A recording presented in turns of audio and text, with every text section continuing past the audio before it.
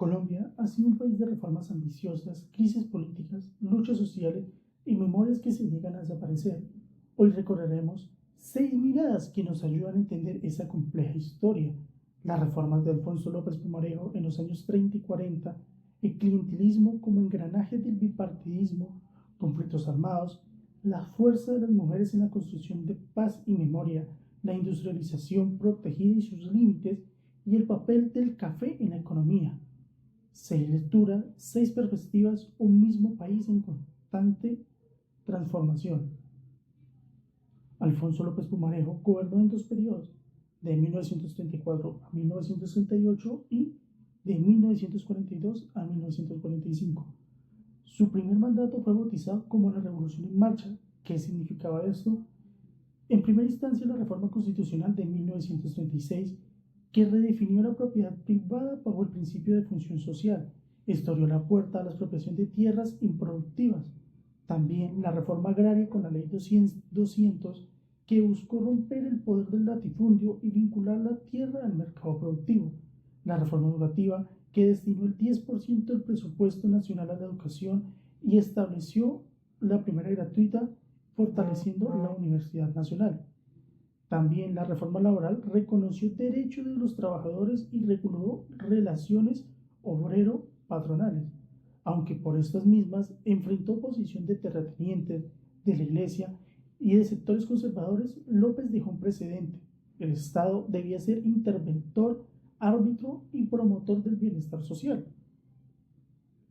Décadas después, el país se enfrentó a otro fenómeno, el clientelismo político.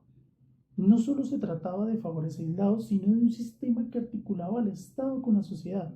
Tras el Frente Nacional, donde liberales y conservadores se compartían el poder, alternándose un turno a ellos, los conservadores, un turno a los liberales, esto generó que se crearan estas famosas redes clientelares, que tenían como ciertas características principales, entre ellas el intercambio desigual, es decir, un político ofrecía empleos, contratos o favores a cambio de votos y lealtad.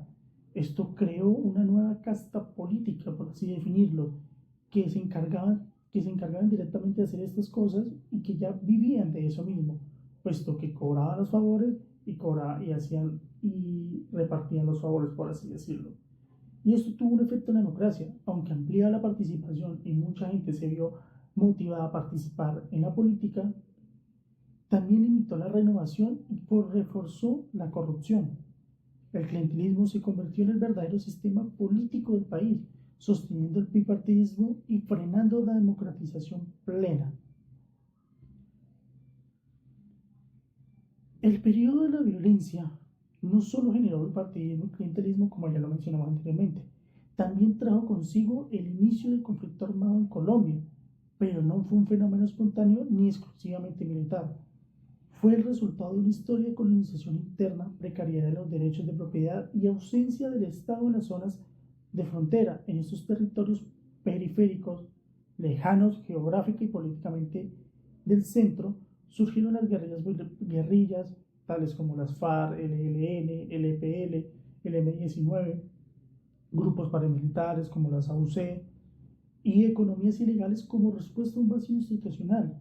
La violencia partidista del centro se bifurcó en violencia social en la periferia, y aunque los grupos armados tenían proyectos políticos, su marginalidad y las condiciones estructurales del país, como la estabilidad electoral, el apoyo exterior y la falta de colapso estatal, impidieron el éxito revolucionario. Ahí fue donde las guerrillas, los grupos paramilitares desviaron su horizonte y terminaron envueltos en narcotráfico, en extorsiones y demás cosas que no tenían mucho que ver con el proyecto político con el que estaban comprometidos. Por su parte, el Estado débil y fragmentado trató el conflicto como un problema de orden público, sin convertirlo en eje central de política, y aunque hubo avances en modernización militar, descentralización y procesos de paz, estos fueron insuficientes y llegaron muy tarde. El conflicto, inicialmente periférico, terminó penetrando el centro por razones económicas, políticas y mediáticas. Para transformar este callejón en una salida viable, se proponen 3 inversiones claves: regularizar la propiedad en zonas de frontera, insertar la periferia en el mercado y los servicios y diseñar una política estatal sostenida que combine seguridad, justicia e inclusión. Sin compromisos fiscales de largo plazo y la voluntad política real, la paz seguirá siendo una promesa aplazada. En medio de la violencia, las mujeres levantaron la voz. La Cumbre Nacional de Mujeres y Paz en el 2013 reunió 43 iniciativas locales de todo el país. Algunos ejemplos de estas fueron como el Jardín de la Memoria en Medellín, que honra a víctimas de feminicidio, procesos de reparación colectiva en Putumayo y Santander, red de mujeres afrodescendientes en Chocó y La Guajira que defienden sus territorios, proyectos productivos de vivienda y cooperativas lideradas por las desplazadas. Más de 300.000 personas participaron, el 90% mujeres. Ellas demostraron que la paz no solo es el silencio de las armas, sino la construcción de justicia y equidad. Su mensaje es claro: ni una más, nunca más. En medio de todos los conflictos y demás reformas, también llegó la industrialización y la sustitución de importaciones.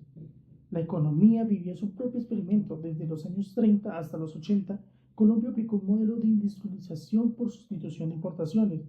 Esto que incluía protección arancelaria, altos impuestos a productos extranjeros para favorecer la producción nacional, crédito subsidiado, bancos de fomento financiaban a tasas bajas a los industriales y un mercado interno que el café generaba grandes divisas y sostenía la demanda. Pero el modelo tenía debilidades: oligopolios que limitaban la competencia, baja innovación tecnológica, dependencia de insumos importados.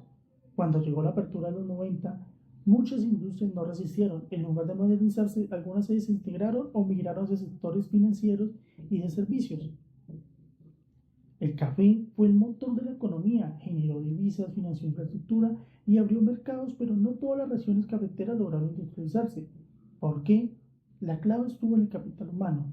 Estudios demuestran que con mayor alfabetismo a inicios del siglo XX, como Antioquia, Bogotá y el Valle, desarrollaron industrias modernas en química, metalúrgica y maquinaria. En cambio, regiones con menor acumulación educativa quedaron rezagadas, incluso si tenían café u oro.